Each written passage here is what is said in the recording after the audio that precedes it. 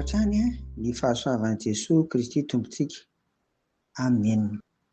Andeharaka hivavaka isika. Misaotra anao mandrakariva izay ry Tompo Ray Nisy ny an-danitra.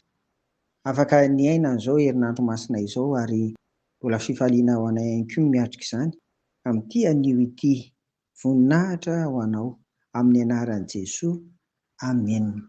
Ny sekoly de FCG Mariavana dia namoaka tamin'ny mofinaina amin'ity zoma masina ity ny filazantsara araka ny Luka 7:20, ny andininy 4:70 ka hatramin'ny 8:70. Io izany no ny voalahatra hovakiana mba ho andin-tsoratra masina ho saintsaintsika, indrindra amin'izao izay teo hoe zoma masina izao, izay tsy inona akory fa ahatsiarovana indray ny nanombohana an'i Jesosy teo amin'ny hazofijaliana sy ny nahafatesany. Rehefa nahita ny zavatra rehetra manodidina ny nahafatesan'i Jesosy araka ny voalaza eto amin'ity Luka 7:20, andininy 4:70 ka hatramin'ny 8:70 ity, ilay kapiteny Romanina, izao izany ilay izy hoe lasa maizina, nanomboka tamin'ny 12 atoandro ka hatramin'ny 3 maizina, ary dia nisy koa ny hoe tritra ny efitra lamba tao amin'ny tempoly ary Jesosy niteny, io ny tenin'ny farany izany hoe Ray eo an-tananao no ametrahako ny fanahyko. Izay ny tenin'ny tombo farany. Rehefa nahita an'izany ity kapiteny Romanina ity dia nankalaza an'Andriamanitra, hoy ny voalaza ny filazantsara araka ny Luka. Nankalaza an'Andriamanitra izy ary dia niteny hoe lazaiko tokoa fa marina io lehilahy io. Luka 7:20, andininy 7:70 tapany farany. Ry havana, ireto misy lesona eny ary miisa 4 andinga mba ho saintsaintsika ao anatin'izany. Voalohany, ity kapiteny Romanina ity izany no nisolotenan'ny jentilisa. Ilay jentilisa resahana eto dia ny Tsijiosy izay nanao ny azo ambara hoe fanekem-pinoana voalohany tao aorian'ny nahafatesan'ny Tompo. Izy no nisolotena ny hafa firenena rehetra Tsijiosy, milaza fa lehilahy marina i Jesosy.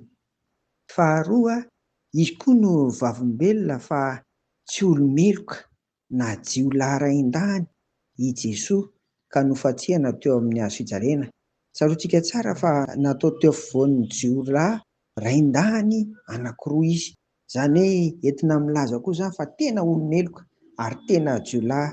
Raha atao amin'ny fitenintsika mivatambatana dia hoe tsy fanao ianao koa ity Jesosy ity. Tamin'izany ny famatsihana ny olona eo amin'ny hazofijaliana dia tena mahamenatra mihitsy satria eloka ratsy be no nataony. Kanefa dia tanteraka izany tamin'ny Jesosy.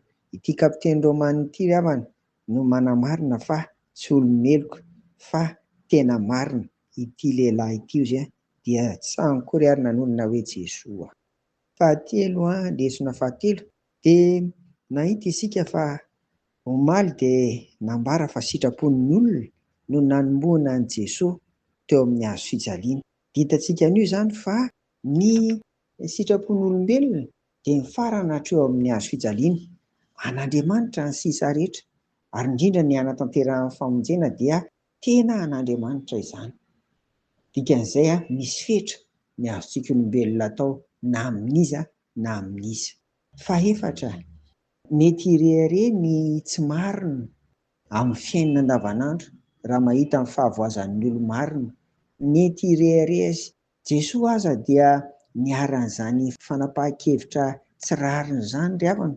Koa raha sendran'izany ianao izany ankehitriny hoe tena nisy nanosom-potaka, ny marina tao anatinao indray ny voahitsakitsaka, ny marina nataonao indray no lazaina fa diso sy ny sisa dia izao hoe mahereza fa ny marina tsy mba maty. Nisy olona ampiasain'Andriamanitra foana ho vavolombelona ilaza ny fahamarinana. Araka izany dia eto dia mitovy izany nataon'Andriamanitra amin'ny olo-marina rehetra.